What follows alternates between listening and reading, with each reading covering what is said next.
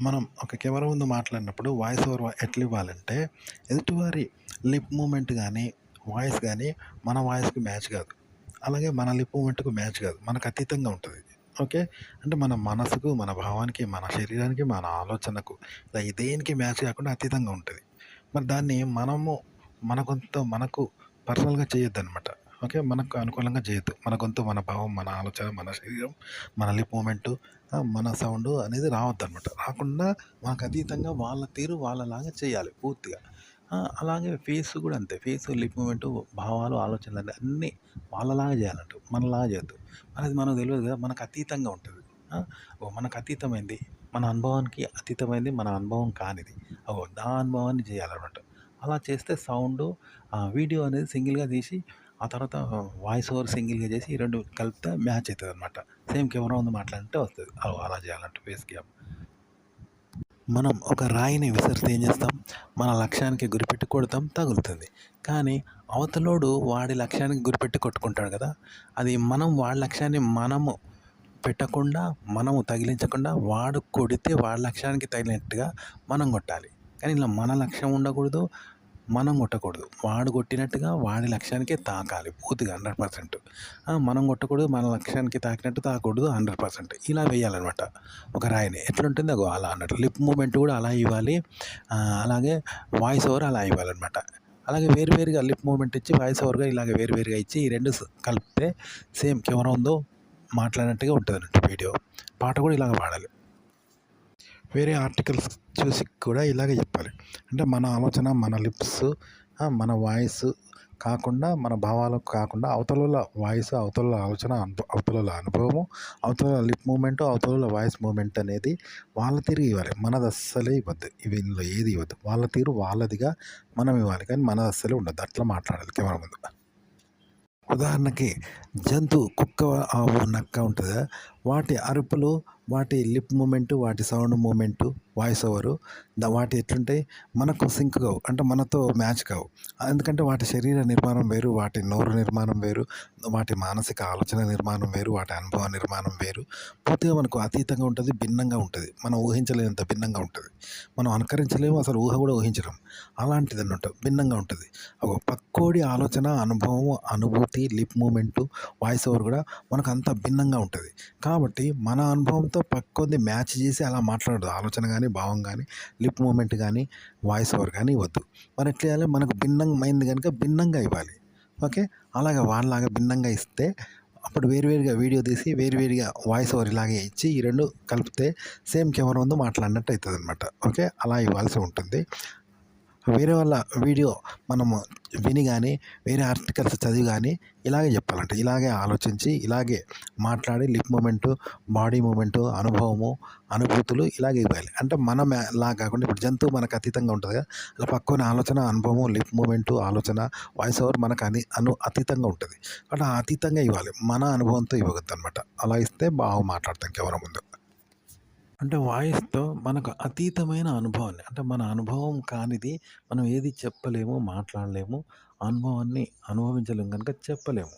అయితే మన అనుభవానికి అతీతమైంది అనుభవాన్ని ఇవ్వాలి. అది అతీతంగా ఇవ్వాలి. అలాగే అతీతమైన అనుభవం అది. సో, 3 అతీతమైనవే. మరి వాటిని మన అనుభవం కాకుండా, అనుభవం కానిది అనుభవంగా ఇవ్వాలి. అంటే 3 అతీతమైన గుడ్డిగానే కదా! అట్లా అన్నమాట. అలా ఇవ్వాలన్నమాట. మీరొక పాట గానీ, కెమెరా ముందు మాట్లాడడం గానీ, ఒక కంటెంట్ క్రియేట్ చేయడం గానీ, వేరే వాళ్ళ ఆర్టికల్ చదివి గానీ, ఇలాగే చెప్పాలి కెమెరా ముందు. మీరే సూపర్ మ్యాన్ యూట్యూబ్‌లో. అంటే పరభాష లాంటిది. ఇప్పుడు పరభాష ఉన్నది. మనకు తెలియని భాష. ఫ్రెంచ్, జర్మన్ ఆ భాషలుంటాయి గదా! అది అర్థం తెలవదు. ఆ అర్థం తెలవదు. ఆ పదాలు తెలవవు. అది ఆ భాష తెలవదు. దాని భావం తెలవదు. ఏది తెలవదు. పలకడం కూడా రాదు. ఆ! అది భాషను కూడా తెలవదు. పిచ్చి గీతలు లాంటివి. ఏవేవో పిచ్చి గీతలు ఏవేవో ఉంటాయి. దాన్ని చూసి దాని అర్థం చెప్తామా? దాని భావం చెప్తామా? అది భాష అనుకుంటామా? ఏంటిదో అనుకుంటాం కదా! దానికి మనకేది తెలవదు కదా! పరభాష కూడా అలాంటిదనమాట. ఇగో ఇలా మనకు తెలియని దాన్ని, మనకు అతీతమైనది, మన అనుభవానికి అతీతమైనది ఉంటది కదా!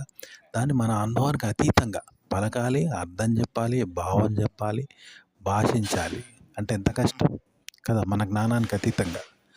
దాని అర్థం చెప్పాలి, దాన్ని పలకాలి, దాని భావం చెప్పాలి. ఇవన్నీ చెప్తే ఎట్లా చెప్తాం? చెప్పం కదా!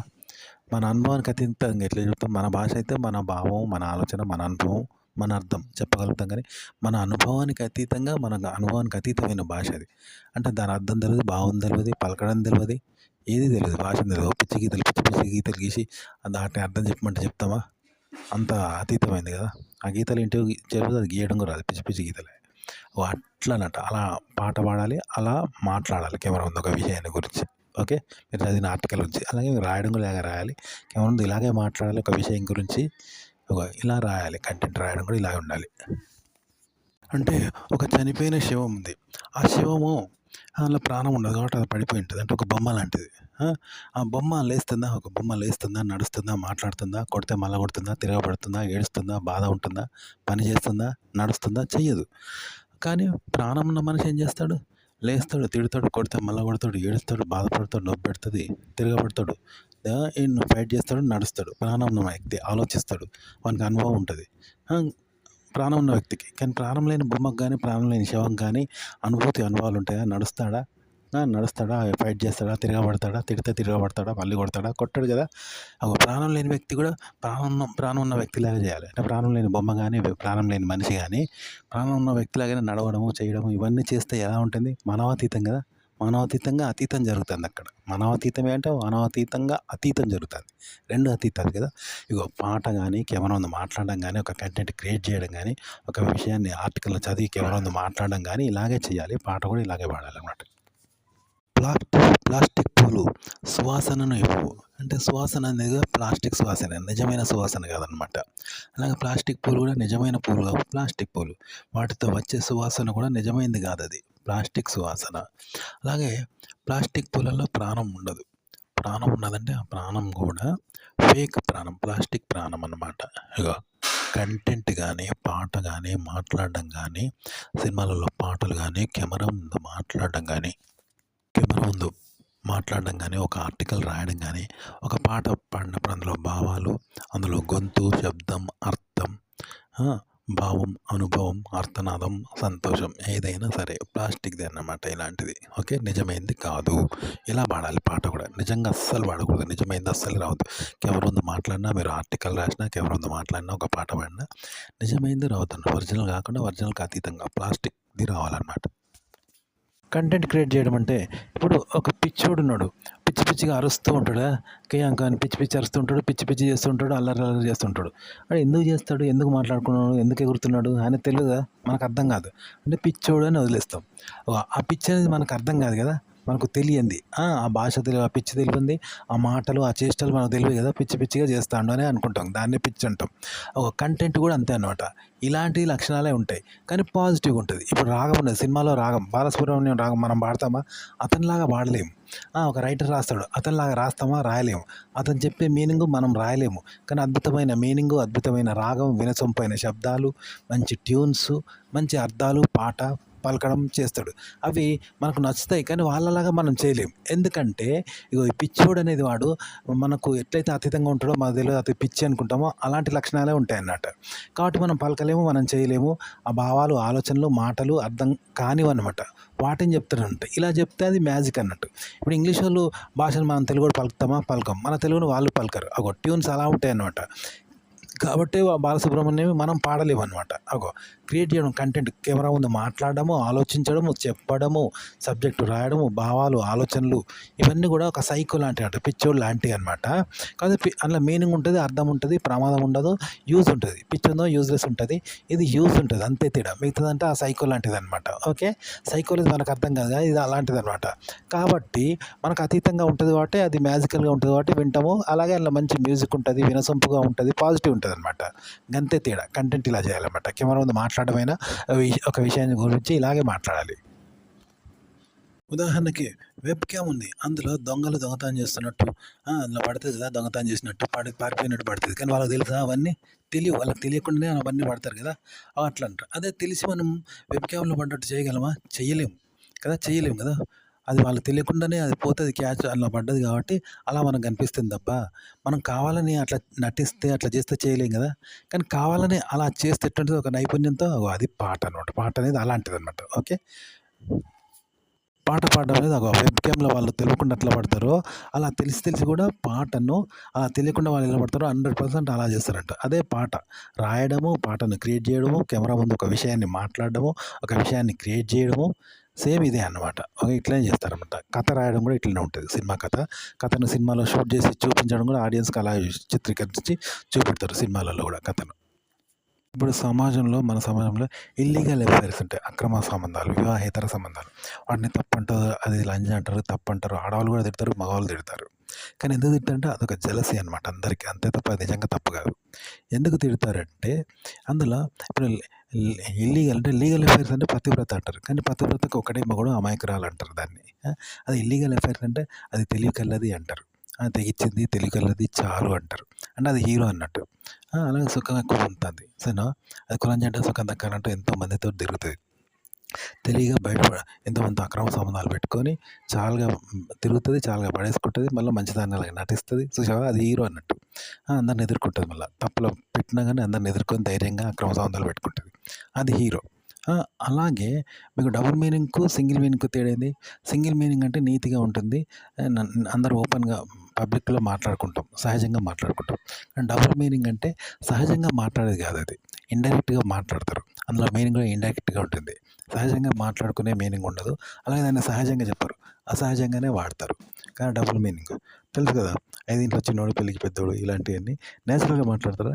ఇల్లీగల్‌గా మాట్లాడతారు. ఇండైరెక్ట్‌గా మాట్లాడతారు. అందులో మీనింగ్ కూడా డబుల్ మీనింగ్ ఇండైరెక్ట్ మీనింగ్ ఉంటుంది కదా!